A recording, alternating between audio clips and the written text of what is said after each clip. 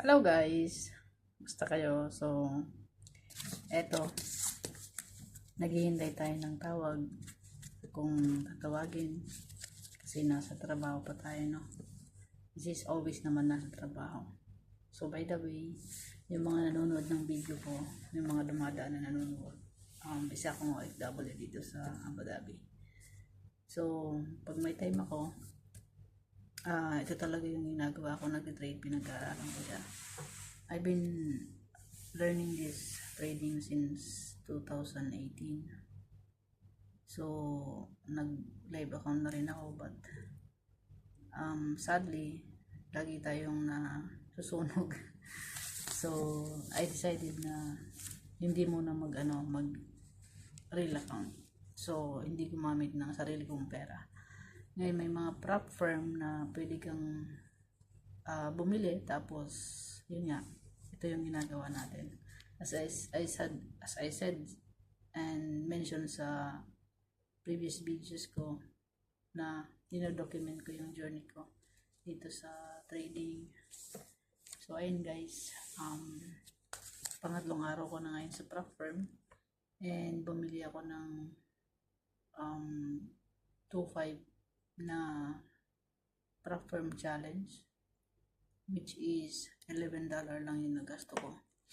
Ngayon, kung makapasa ako doon sa challenge na yon, okay, phase 1 lang sila. And then, tawag dito, yung account na yon, yun na yung magiging, kumbaga live account na dapat hindi masunog. Yung 80% noon na magiging natin na profit, na profit, may 80% tayo doon. So, kumbaga, yung skills ko yung babayaran dito. And at the same time, maganda na rin siyang starting or panimula sa mga, wala pang fund. So, habang wala tayo pang fund, kailangan natin, gumamit ng iba. So, yung kikitain natin dito, yun natin yung ipa-fund natin sa sarili nating account na real account ulit. Kasi pwede naman tayong mag-create ulit ng real account na sa yung pera na talaga. So ayun guys, papakita ko sa inyo yung entry ko ngayon. And ang tinitrade ko lang is Nasdaq tsaka gold. So yung dalawa na yun ang tinitrade ko, and wala pa akong pinag-aaralan na iba kasi yung oras ko limitado lang din. Kaya ayun, ngayon I'm gonna show you yung entry ko ngayong araw, which is yung unang entry ko dito is na SL. So nag-entry ulit ako, and nakabawi naman. So kailangan ko pa rin i-minimize yung entry ko kasi na-overtrade ako, which is dapat ang maximum lang mga tatlong trades lang sa isang araw, or pinakamataas na yung 5, depende. So kailangan natin maging consistent dun sa sa ganong entry lang trades, para naman hindi masunog agad-agad yung natin. Although nakakabawi naman tayo, but yun nga, kailangan pagka naka-profit na tayo ngayong araw, kailangan natin mag-stop na. So yun guys, papakita ko sa inyo ito. So ito guys, yung aking entry kaninang umaga. Ayan, nakikita nyo naman, nasa 1 hour tayo, libit natin sa 15 minutes. So nag-journal pa rin ako. Okay, so malapit na siya, nasa 80 na ako. Ayan, nakikita nyo, nasa 80 na ako, which is ang strategy ko is lagi lang ako naghihintay ng London session. So London session ako nag-entry, depende sa sa galaw ng market, tsaka sa kung ano pinapakita ng ng market, kasi doon ka lang magdidesisyon. So until now, kung nakikita niyo yan, pataas pa rin yung gold. Nag-sell ako dito sa part na to kasi nakita ko na yung 15 minutes, ayan, nag-create na siya ng tawag dito, lower low.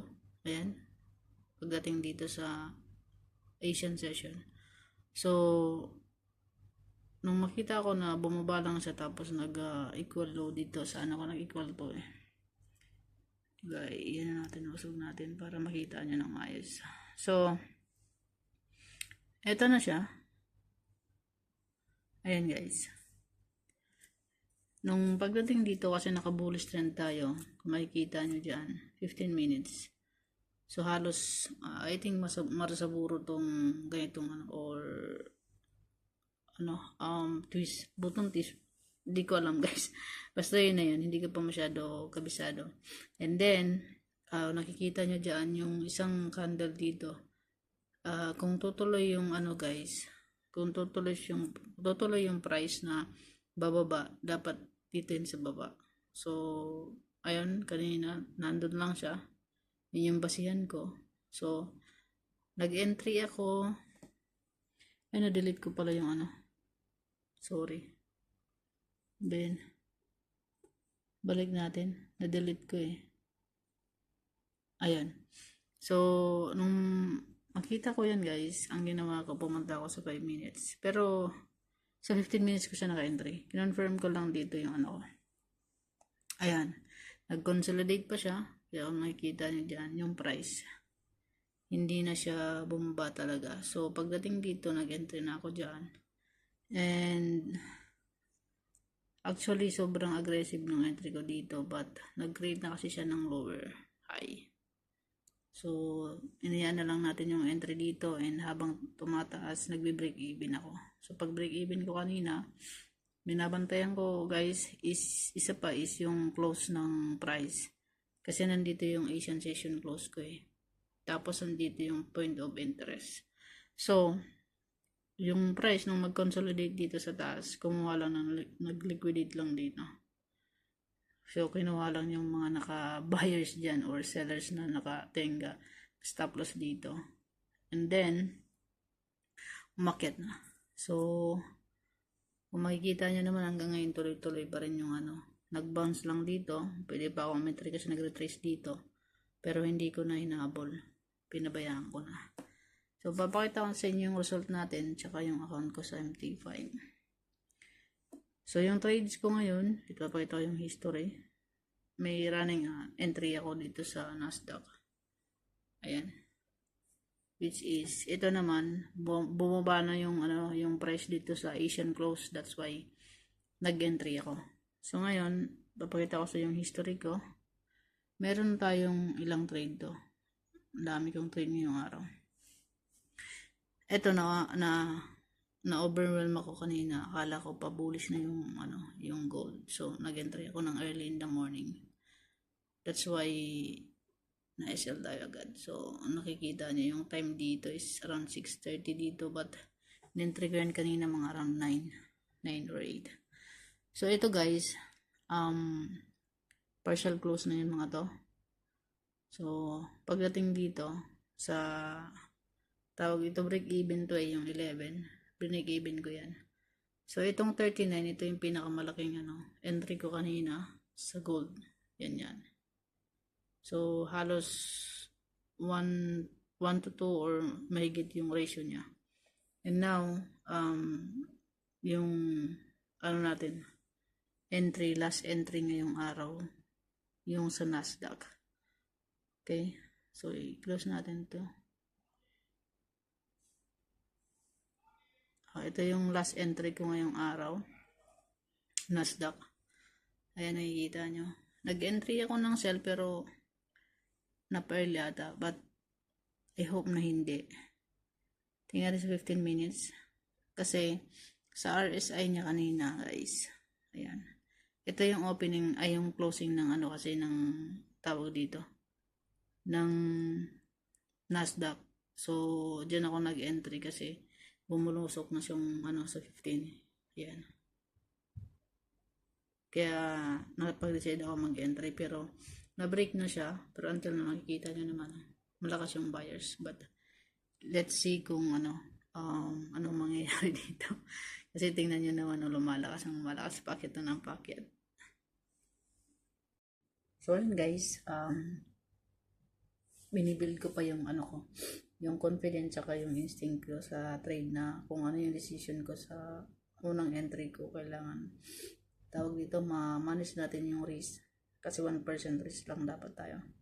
But, I know sa sarili ko na overtrade yung ganitong entries. 2, 4, 6, 7. So, pang 8 yung last na running entry ko, which is kahapon, is same trades din. Okay, same trades din. But, I always make sure na pagka naka-profit na ako, tawag dito, hindi na ako nag-trade. So, last trade na to, tinatry pa rin natin yung sarili natin na disiplinahin. Kasi mahirap talaga pagka nakikita mo na losing stake ka, yung trade mo pumupula. So, pagka komportable ka na dun sa sa profit mo in a day, so I think mas madaling sabihin to guys, madaling sabihin, but napakahirap talaga i-control ng sarili pagka once na yung mindset mo meron pa, kaya pa, babawi pa. So yun, nahihirapan talaga tayo. And for me, sa sarili kong experience, napakahirap talaga. So yun lang guys, I hope na sa mga makakapanood nito, ituloy-tuloy mo lang. Kailangan mo ng tawag dito, way para madisiplina mo yung sarili mo. Ako pag kanina habang nagdaran yung trades ko, nag-workout ako. So yun yung way ko para hindi na tumingin sa sa chart. And nagtitrade ako na ako lang talaga, wala akong mentor or something. So challenge ko rin yung sarili ko. So i-challenge yung sarili nyo. Kasi yung waiting saka yung disiplina mo saka yung consistency, disiplina yung babayaran sa'yo dito. Hindi sa kung anong mayroon kang account, kung malaki yung punan mo o hindi. So, waiting is a profit. So, yun. Pagka nadisiplina mo yung sarili mo at marunong kang maghintay, kikita ka talaga dito. So, ayun lang guys. I see you on my next video.